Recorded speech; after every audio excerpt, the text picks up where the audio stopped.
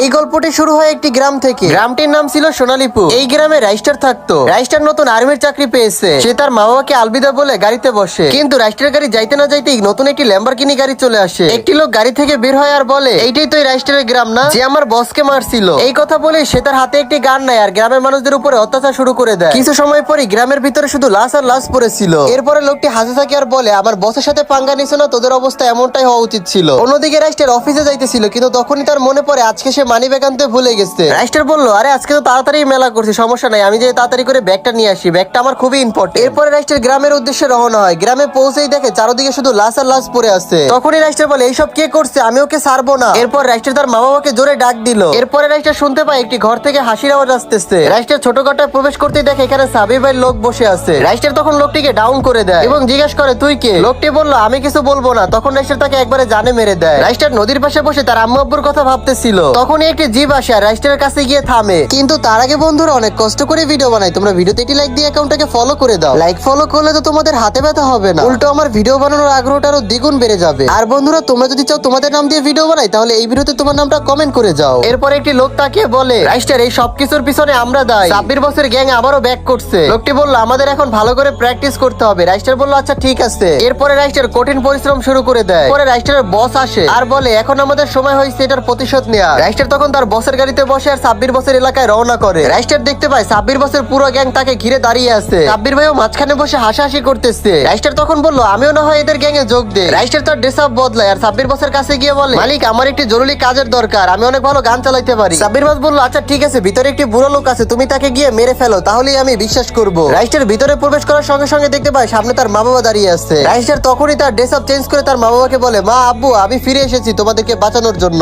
আমি এখন 26 বছর সব থেকে কাছের লোক হয়ে গেছি। রাইস্টার ভিতরে প্রবেশ করার বলে, আম্মু আব্বু, তোমরা তাড়াতাড়ি এখান থেকে পালিয়ে যাও, বাইরে তোমাদের জন্য একটি গাড়ি দাঁড়িয়ে আছে। আর 26 বছর বাইরে এখন আর নেই, তোমরা তাড়াতাড়ি করে পালাও। রাইস্টারের আব্বু এখান থেকে পালিয়ে যায়। তখনই 26 বছর চলে আসে আর বলে, সবকিছু তো ঠিকঠাক চলতেছে না, আর ওই বুড়ার লোকটাকে কি করছো? রাইস্টার তখন বলল, 26 বস, আমি ওদের 2 নম্বর আড্ডাতে রেখে এসেছি। 26 বস বলল, এটা আবার কোথায়? রাইস্টার বলল, আচ্ছা ঠিক আছে, আপনি আমার সাথে চলে। এরপর 26 ভাইকে নিয়ে একটি নিরিবিলি জায়গায় আসে। রাইস্টার বলে, তোর খেল কত, আমি তো শত্রু। রাইস্টার 26 বস কিছু করার আগেই রাইস্টার তাকে ওইখানেই মেরে দেয়। তো বন্ধুরা, ফাইনালি রাইস্টার তার প্রতিশোধ নিয়েই নিল।